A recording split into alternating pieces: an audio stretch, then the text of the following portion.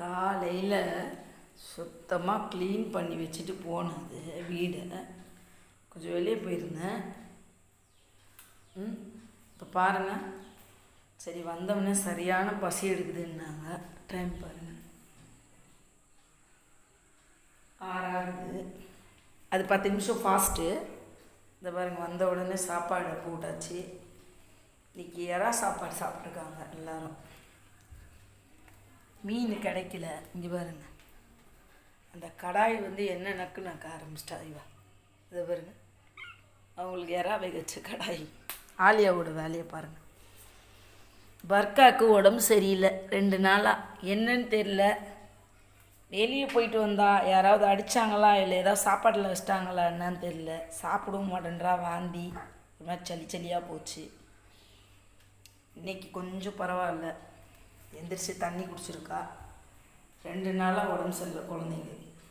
இந்த பாருங்க, எல்லாம் சாப்பிட்டு முடிச்சாச்சு. இந்த பாருங்க, ஷாயிமாக்கு வெளியே போகணுமா. இன்றைக்கி உள்ளே யாரும் போகலை, எல்லாம் ஹால்லே இருக்கிறாங்க. அதிசயமாக எல்லாரையும் வெளியே ஹாலில் விட்டுட்டு தான் போனேன். பாருங்கள், சாப்பாடை சாப்பிட்டு என்ன அம்மக்கள் பாருங்க. சாப்பாடு இவ்வளோ க்ளீனாக க்ளீன் பண்ணி வச்சுப்போம் வீடை. என்ன அட்டகாசம் பண்ணுறாங்க பாருங்கள். இவங்க விளையாட்டே இதுதான். வெளியே போனால் இவங்களுக்கு ஏதாவது நேற்று பாருங்க, இவ காலில் ஏதோ அடிபட்டுருக்கு. இந்த பாருங்க, காலில் யாரோ கல் எடுத்து அடிச்சுக்கிறாங்க. யார் தெரியல. இந்த பாருங்க, குழந்தைக்கு கல் எடுத்து அடிச்சுக்கிறாங்க. இந்த குழந்தைங்களெல்லாம் அடிக்க எப்படி தான் மனசு வருதோ தெரில. நம்ம நிறைய வீடியோ பார்க்குறோம் இந்த நாய் இது, ஆனால் அதை ஏதோ வளர்க்குறவங்களுக்கு தான் அந்த கஷ்டம் தெரியும்.